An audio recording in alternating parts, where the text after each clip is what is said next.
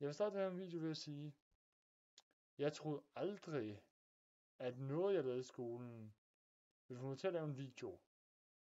Men her for godt og vel en måned siden, så er jeg med min SSO-opgave, som står for, så jeg også skrevet opgave. Du skal skrive mindst 10 hele sider.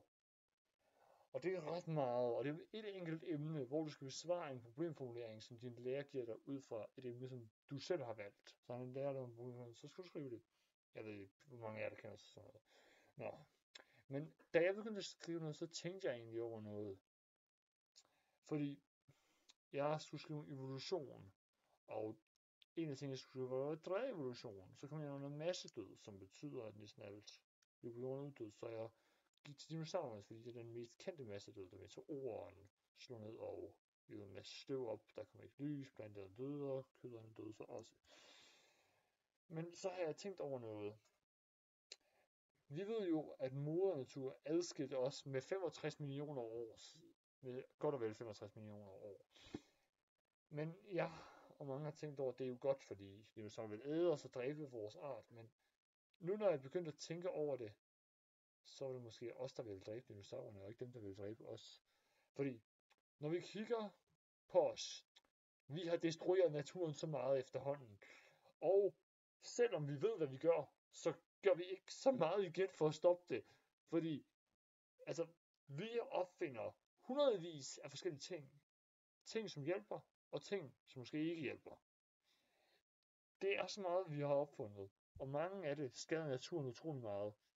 Så hvis vi kigger tilbage på dinosaurerne, ødelagde de for eksempel naturen? Nej, de gjorde ej. Vi siger, at vi er de klogeste personer på jorden, eller væsener på jorden. Men alligevel, så var noget, der er mere monstrøst og ældre end os, som ikke kunne finde ud af at opfinde den mindste ting klogere, fordi de vidste, hvad de skulle gøre for at overleve. Det var det eneste, de ville, det var at overleve. Hvis vi kigger på dyr i dag, hvor vi ikke kigger på os, så gør de for det meste også kun, hvad der skal til for at overleve. Har vi set dem opfinde en brødrest? Har vi set dem opfinde et magasin? Nej, vi har ej. Hvorfor ikke? Fordi det ikke er nødvendigt. Altså, hvis man kigger på os, nogen laver tøj. Ja, det kan jeg godt forstå, fordi det skal vi bruge. Nu bliver det iskoldt, og vi kan ikke selv bare lige ændre på vores kropsform eller få pels.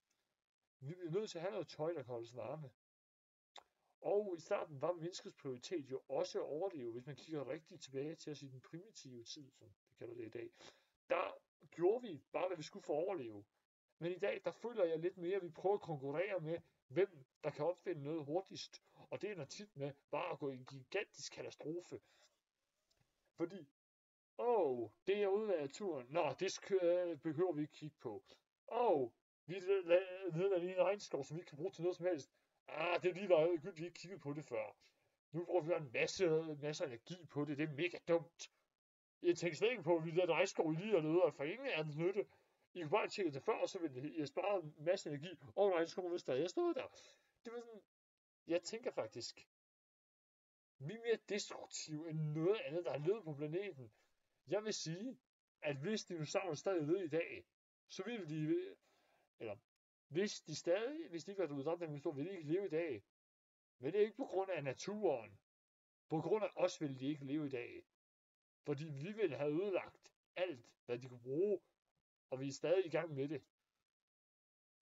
Så jeg synes bare, vi skal lige prøve at tage sammen og lade være med at gøre forhastede konklusioner, og bare gøre et eller andet, fordi vi synes, det er det rette. Men lige tænke godt og grundigt over, hvilken effekt det har på naturen. For hvis vi bliver med at tage, så overlever vi ikke de næste par år. Måske i 100 år endnu kan vi godt bruge jorden. Men det er ikke engang sikkert, måske om 10 år, så er vi færdige. Vi kan ikke bruge mere. Jorden er udhungret, og den har ingen ressourcer. Naturen er alt for ødelagt til, den kan genoprettes. Så beder jeg, tænk nu over, hvad I gør. Og lær nogen indvirkning.